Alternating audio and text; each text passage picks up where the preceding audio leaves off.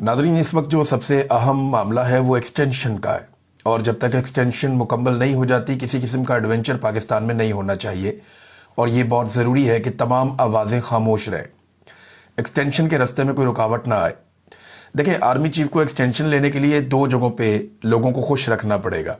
Number एक, मौजूदा हुक्मरानों को हाथ में रखना पड़ेगा ताकि किसी किस्म की कबाहत ना आए, यानी वो सारी पॉलिटिकल पार्टीज़ जो पीडीएम का हिस्सा थीं और जो इमरान खान के ख़िलाफ़ हैं। दो ही किस्म की पार्टियां पाकिस्तान में रह गई हैं, एक जो प्रो इमरान है और दूसरी जो है वो एंटी इमरान है। इमरान खान इतनी बड़ी पॉलिटिकल एंटिटी बन गए हैं कि अब या तो आप उसके ख़िलाफ़ हो सकते हैं या आप उसके हक़ में हो सकते हैं। तीसरा ऑप्शन तो पाकिस्तान में अब दिखाई नहीं देता। तो इस वक्त सबसे इम्पॉर्टेंट, क्योंकि एक्सटेंशन है, तो उन लोगों को खुश रखना, वो पॉलिटिकल पार्टीज़ जो इमरान खान के एंटी हैं, ताकि जो एक्सटेंशन है उसका टाइम मुकम्मल हो जाए, और ये नवंबर के इख्तिताम तक ये करना पड़ेगा। दूसरा, जो बैरूनी आका हैं पाकिस्तान के, जिनके इशारों पर पाकिस्तान की मिलिट्री एस्टेब्लिशमेंट हमेशा से अपने फ़ैसले करती है और अपनी पॉलिसीज़ बनाती है। मिसाल के तौर पे कभी कहते हैं कि ये मुजाहिदीन है, फिर कहते हैं नहीं ये दहशतगर्द हैं, फिर दोबारा कहते हैं नहीं ये मुजाहिदीन है, फिर कहते हैं नहीं नहीं ये तो दहशतगर्द है, फिर कहते हैं जी हमने इनको लाकर बसाना है, तो बड़े अच्छे लोग हैं, हमारे हमवतन हैं, और फिर कहते हैं जी इन्हें कुचलना पड़ेगा, इनके खिलाफ एक और मिलिट्री ऑपरेशन करना है। तो ये पॉलिसी कोई भी जो जी शऊर है वो खुद नहीं बना सकता, ये इम्पोर्टेड होती है। ये हमारे जो मगरबी आका हैं उनकी जब पहुंचती है हिकमत अमली हमारी मिलिट्री एस्टेब्लिशमेंट तक, तो वो हमारी पॉलिसी बन जाती है। तो ये आवाज़ें खामोश रखनी है और इन दोनों को खुश रखना है, यानी बैरूनी आकाओं को भी और अंदरूनी आकाओं को भी, जब तक कि ये मुकम्मल नहीं हो जाता ये फेज़ नवंबर के इख्तिताम तक।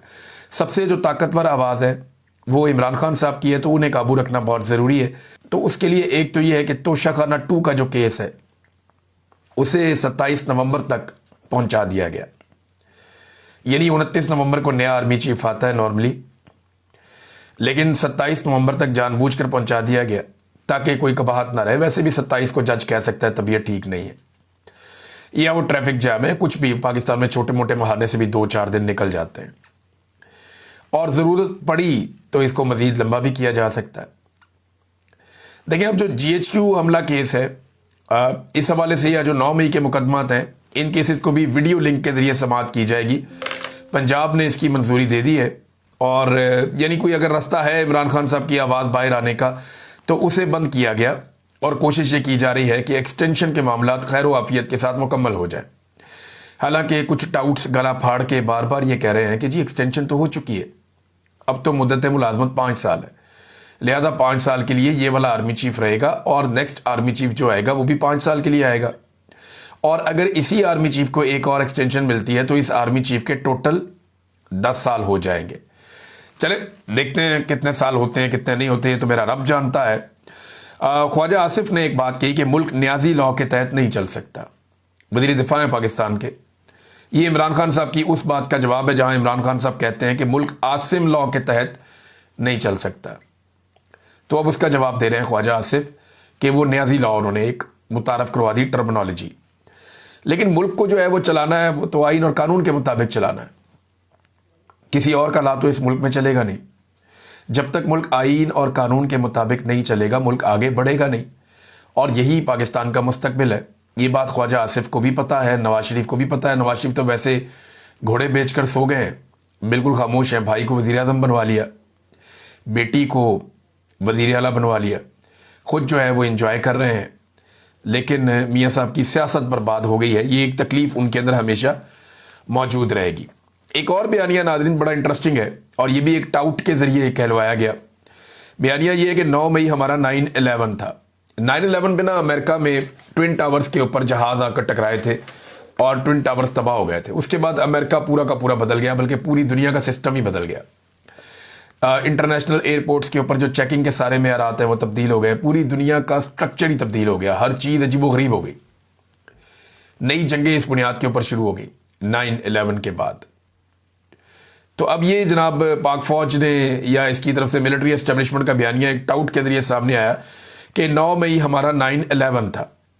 लेकिन जो 9/11 था ना, उसके बाद बड़ी शफाफ इंक्वायरियाँ भी हुई थी, वहाँ पे कमीशन बने थे, उनकी इंक्वायरियाँ हुई थी। 1000 से ज़ायद उन कमीशन के अंदर लगभग 1200 के करीब इंटरव्यूज़ हुए थे लोगों के। हक़ाइक़ सामने लाए गए थे। इधर तो कोई इंक्वायरी नहीं हुई, वहाँ पे कोई 500-600 सफ़ात की एक तहकीकाती रिपोर्ट पड़ी हुई है, आप जाके नेट पे निकाल के आज भी पढ़ लें। पाकिस्तान में क्या हुआ? कुछ भी नहीं हुआ। हत्ता कि जो फ़ौजी अदालतों ने सज़ाएँ दी वो भी आज तक हमारे पास मौजूद नहीं है। और 9/11 के बाद अमेरिका का जुडिशल सिस्टम जो है वो काम कर रहा था, वहाँ पे मिलिट्री कोर्ट्स नहीं लाई गई, ये सारा कुछ इस तरीके से नहीं किया गया। तो वो ज़रा थोड़ा पढ़ लें तो ज़रा आसानी रहेगी इन टाउटों को भी और इनके आकाओं को भी कि जनाब 9/11 और 9 मई का आप कोई तकाबली जायज़ा नहीं ले सकते। 9/11 जो है वो एक बिल्कुल अलग कहानी है दहशतगर्दी की, और उसमें वैसे भी बहुत सारे हमारे पाकिस्तान के जो एस्टेब्लिशमेंट के आला कार या हमारे एस्टेब्लिशमेंट के अपने लोग वो माजी में ये कहते रहे कि ये तो अमेरिका का अपना खेल था, ये तो उन्होंने मिल मिला के 2 नंबरी की है। बड़ी अजीबोगरीब मिथ्यें जो हैं वो इसके बारे में मार्केट में लॉन्च की गई, जनाब ये खबर वो खबर, ये तो जनाब खुद करवाया था। तो फिर जब आप ये समझते हैं कि 9/11 उन्होंने खुद करवाया था तो 9 मई भी फिर आपने खुद ही करवाया। इमरान खान साहब तो कहते हैं कि ये एक फॉल्स फ्लैग ऑपरेशन था और कुछ भी नहीं था, यानी ये फॉल्स फ्लैग है।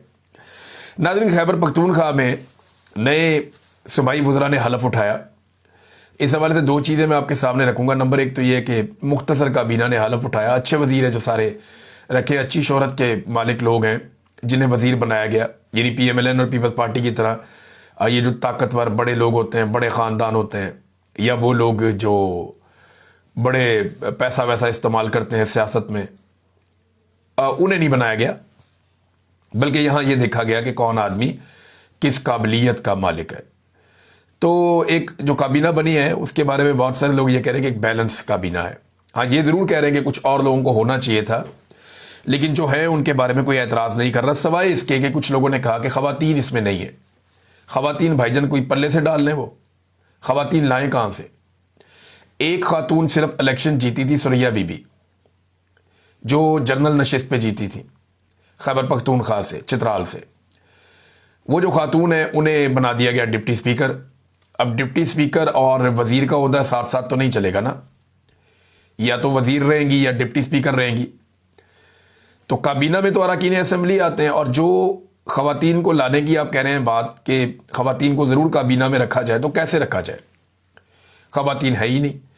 PTI की तमाम मखसूस नशस्तें छीन कर फजलुर रहमान को दे दी, नून लीग को दे दी, पीपल्स पार्टी को दे दी, ANP को दे दी, सबको दे दी।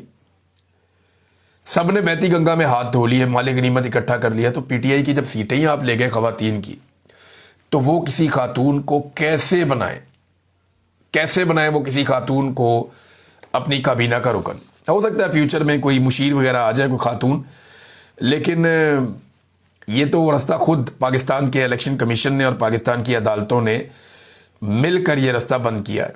नाज़रीन, मिरन शाह में लेकर गए शाहिद अफरीदी को, पाक फ़ौज की तरफ से उनको पहुंचाया गया वहाँ पे।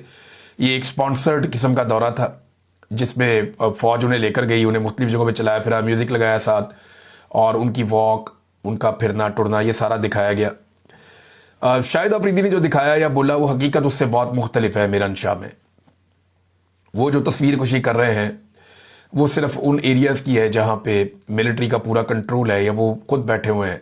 बड़े खूबसूरत मेस हैं, बड़े अच्छे पार्क हैं, बड़ी प्यारी जगह हैं, जहाँ ये खुद बैठते हैं वो तो बड़ी खूबसूरत जगह रखते हैं।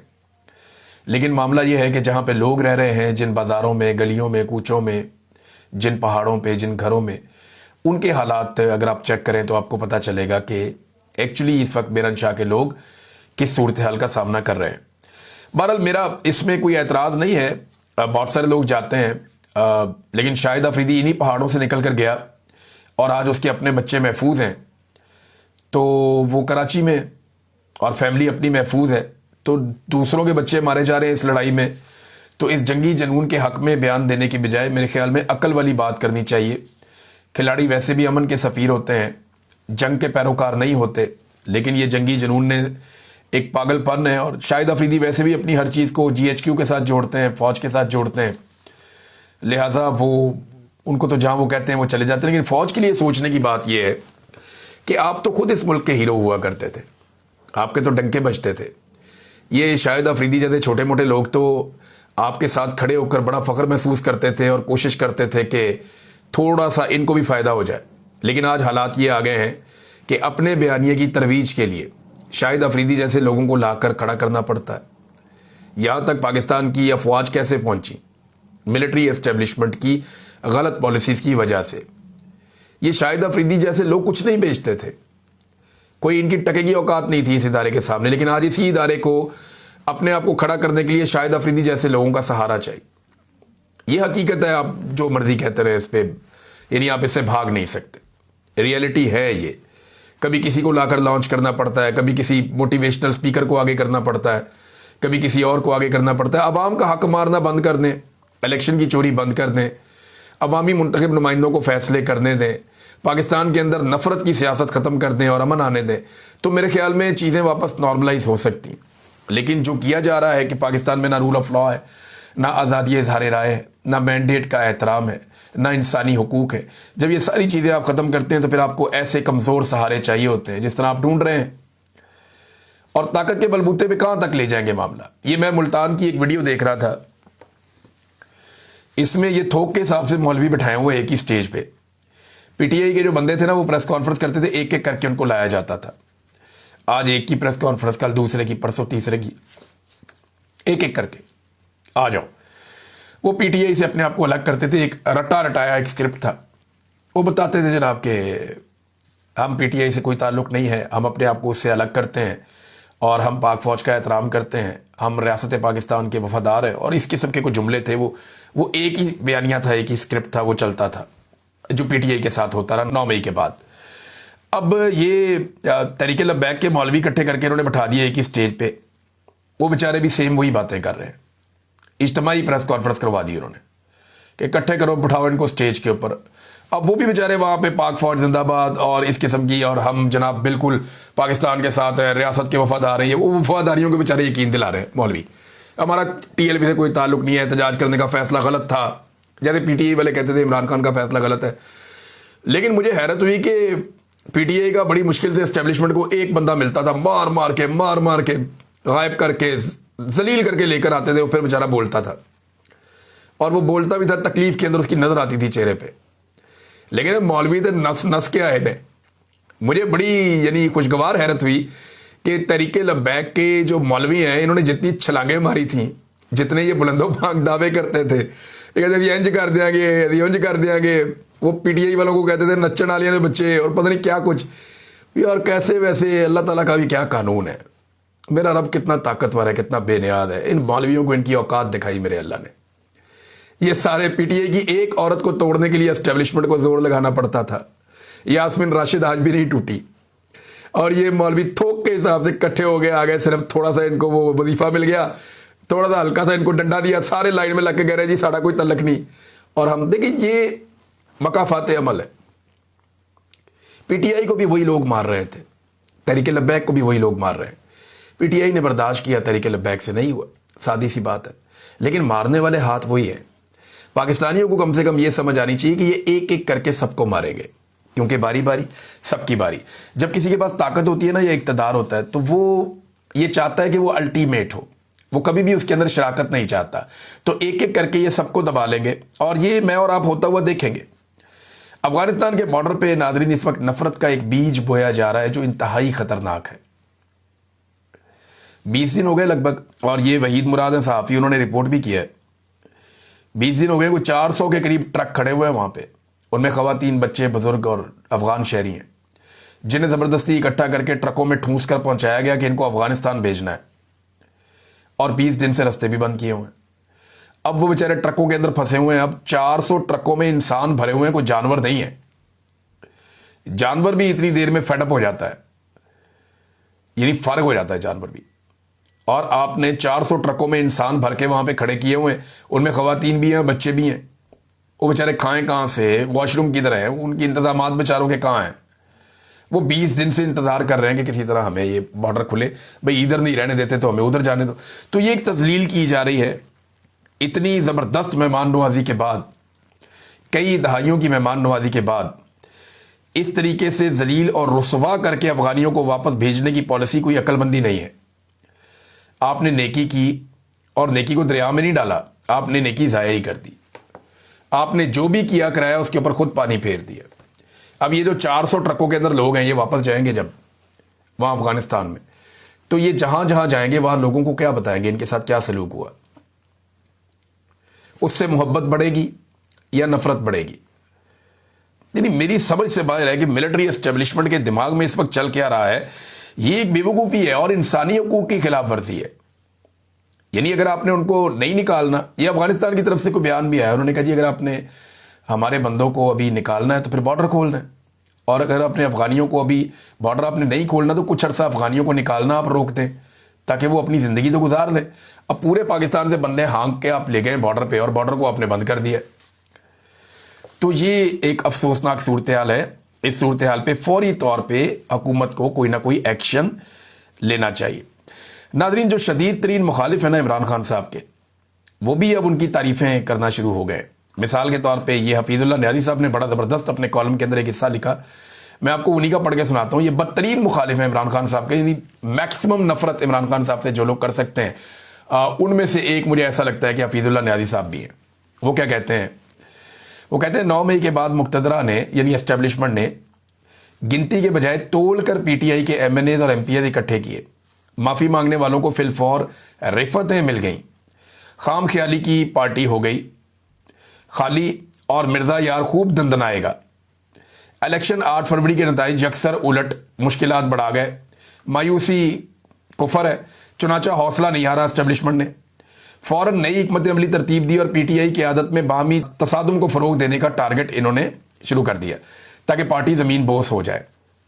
عمران خان نے بڑی کمال مہارت سے اپنے چاہنے والے عوام کو پارٹی کی عادت کے بجائے سوشل میڈیا کی کمانڈ میں منتقل کر دیا۔ یہ بڑی خاص بات ہے جو نیازی صاحب جیسا بندہ ہی محسوس کر سکتا ہے۔ عمران خان صاحب کی پارٹی کے جو لوگ ہیں نا، عام پبلک، وہ آج پاکستان تحریک انصاف کی لیڈرشپ سے زیادہ پاکستان تحریک انصاف کے سوشل میڈیا کی کمانڈ میں ہے، اور یہ نیازی صاحب نے محسوس نہیں کیا، یہ ایکچوئل ایک ریئلٹی ہے، اور یہ عمران خان صاحب نے ڈیلیبریٹلی کیا تاکہ اگر پارٹی قیادت جو ہے وہ کمپرومائز ہوتی بھی ہے تو میری جو پبلک سپورٹ ہے وہ ضائع نہ ہو بلکہ وہ سوشل میڈیا کے ساتھ جڑی رہے۔ یہ ہے جناب عمران خان صاحب کی طاقت۔ بھارت وہ کہہ رہے ہیں جی انہوں نے بہت سارے ہتھ کنڈے کیے اور ساروں میں عمران خان صاحب کامیاب رہے، اور آخری پروجیکٹ جو انہوں نے اب لانچ کیا عمران خان نے اسے بھی متزلزل کر رکھا ہے۔ یہ جناب حفیظ اللہ نیازی صاحب کہہ رہے ہیں عمران خان صاحب کے بارے میں۔ ناظرین، بڑی انٹرسٹنگ اور خبریں بھی ہیں میرے پاس، ان میں ایک تو افسوسناک خبر ہے اور وہ یہ ہے کہ یہ ایک ریکارڈ ہے جناب پاکستان کی جی ڈی پی گروتھ کا۔ G D P growth Pakistan کی جو ہے، یہ کسی ملک کا بھی ایک کرائٹیریا ہوتا ہے کہ یہ ملک کتنی ترقی کر رہا ہے، اس کی گروتھ کتنی بڑھ رہی ہے، یہ کتنے اچھے طریقے سے گرو کر رہا ہے یہ ملک۔ ناظرین، 1970-71 کے اندر 2 سال کے لیے پاکستان کی گروتھ بہت نیچے گئی تھی، لیکن 73 میں جب آئین پاکستان پیش کیا گیا تو ہماری گروتھ بہت اچھی اوپر چلی گئی تھی۔ عمران خان صاحب کے دور میں بھی یہ گروتھ جو ہے وہ 6% کے لگ بھگ رہی اور بڑی شاندار گروتھ تھی۔ صرف 1 سال ایسا تھا جس میں نیچے گئی اور پھر ایک دم اوپر چلی گئی، اور وہ کووڈ کی وجہ سے نیچے ہوا اور پھر ایک دم اوپر چلا گیا۔ لیکن پاکستان کی تاریخ میں پہلی مرتبہ ایک کام ہوا، پہلی مرتبہ ایسا ہوا کہ لگاتار 3 سالوں تک پاکستان کی جو گروتھ ہے جی ڈی پی کی وہ نیچے ہی رہی ہے۔ کبھی ایسا نہیں ہوا، کبھی ایک آدھا سال نیچے جاتی رہی ہے۔ بعد اوقات جب 1971 میں پاکستان 2 ٹکڑے ہوا تو تب 2 سال بھی نیچے گئی تھی۔ پھر ایک آدھا ٹائم ایسا تھا جب عالمی کساد بازاری آئی تھی، عالمی سطح پہ ریسیشن آئی تھی، تب بھی 2 سال نیچے گئی تھی۔ لیکن 3 سال لگاتار ایسی بربادی کبھی نہیں ہوئی جو اب یہ بربادی پاکستان کی انہوں نے کی ہے۔ اور کون کون ہے جی؟ ایک تو فیلڈ مارشل سید آصف منیر صاحب ہیں، اور ایک اردلی جعلی وزیر اعظم جناب شہباز شریف صاحب ہیں۔ انہوں نے بڑے بلند و بانگ دعوے بھی کیے، SIFC بھی بنائی، سارا کچھ کیا، لیکن فائدہ کوئی نہیں ہوا۔ ناظرین، ایک خبر میں آپ کے سامنے اور رکھنا چاہتا ہوں جاتے جاتے، اور یہ خبر پڑھنے کے بعد نا میں تو سر پکڑ کے بیٹھ گیا کہ یار یہ کیا بندہ ہے۔ یہ اسسٹنٹ کمشنر کلر کہار ہے، اس نے جناب ایک تقریر کے اندر تقریر کر دیا آگے، اور تقریر کے اندر یہ کہتا ہے کہ قائد اعظم محمد علی جناح جب تحریک پاکستان چلا رہے تھے تو پاکستان بنانے کے لیے پیسوں کی ضرورت تھی، تو اس وقت سر سید احمد خان کے بارے میں یہ کہتا ہے کہ سر سید احمد خان ایک بہت بڑے لیڈر رہے مسلمانوں کے، بڑی ان کی خدمات ہیں ایجوکیشن کے حوالے سے خاص طور پہ۔ تو کہتے جی سر سید احمد خان صاحب نے کہا جی قائد اعظم نے پیسے اکٹھے کرنے کا کہا ہے، تو وہ بھی پیسے اکٹھے کر رہے تھے، تو وہ گئے جناب اور جا کے وہ اوباش قسم کے لڑکے تھے ان کے پاس پہنچ گئے۔ ان لڑکوں نے کہا جی قمیض اتار کے آدھا گھنٹہ ناچو گے تو 500 روپیہ دیں گے۔ تو انہوں نے قمیض اتار کے آدھا گھنٹہ ناچنا شروع کر دیا, لڑکوں نے انہیں 500 روپیہ دیا اور انہوں نے 500 روپیہ لا کے فنڈ میں جمع کروا دیا. وہ بے شرم آدمی. وہ سر سید احمد خان جو ہیں وہ 1898 میں انتقال فرما چکے ہیں. مسلم لیگ جو ہے وہ 1906 میں بنتی ہے, اس سے 8 سال کے بعد. قائد اعظم مسلم لیگ میں 1913 میں آتے ہیں, اس کے بھی بعد. پاکستان کا نام اس وقت تک کسی کے دماغ میں بھی نہیں تھا. علامہ اقبال رحمۃ اللہ علیہ اس کے بہت بعد جو ہے وہ ایک الگ ملک کا خاکہ پیش کرتے ہیں. 1940 میں قرارداد پاکستان آتی ہے, یعنی 42 سال پہلے سر سید احمد خان انتقال کر چکے ہیں. اور قائد اعظم محمد علی جناح تو 15 سال کے بعد سر سید احمد خان کے انتقال کے وہ آئے مسلم لیگ میں کانگریس کو چھوڑ کے. یعنی مجھے حیرت ہوتی ہے کہ یہ کس قسم کے لوگ ہیں اور کہاں سے امتحان پاس کر کے یہ لوگ آ گئے. اور اس نے نام لیا سر سید احمد خان. اب یہ کہے گا تاریخ میں یہ اور نہ کوئی گیم کر دے گا جناب, تاریخ میں ایک سر سید احمد خان اور بھی تھا, وہ بڑا چھپا ہوا کردار ہے, وہ میرا جناب رشتہ دار تھا, میں نے اس کو ڈھونڈ لیا. اور نہیں, آپ نے کہیں پہ ایک کلیئرٹی نہیں دی. یہ میں نے ساری خبر پڑھی ہے سیاست.pk سے نکال کے, تو آپ اندازہ کریں کس طرح کے ہیرے پاکستان. اور اس طرح کے ہیروں کو جب اسٹیبلشمنٹ کہتی ہے اس کو مارو وہ مارتے ہیں, اس کو پکڑو وہ پکڑتے ہیں, اس کو اٹھا لو وہ اٹھا لیتے ہیں, اس کو ٹانگ دو وہ ٹانگ دیتے ہیں, اس کی زمین چھین لو وہ چھین لیتے ہیں. یہ 2 نمبری ہوتی ہے.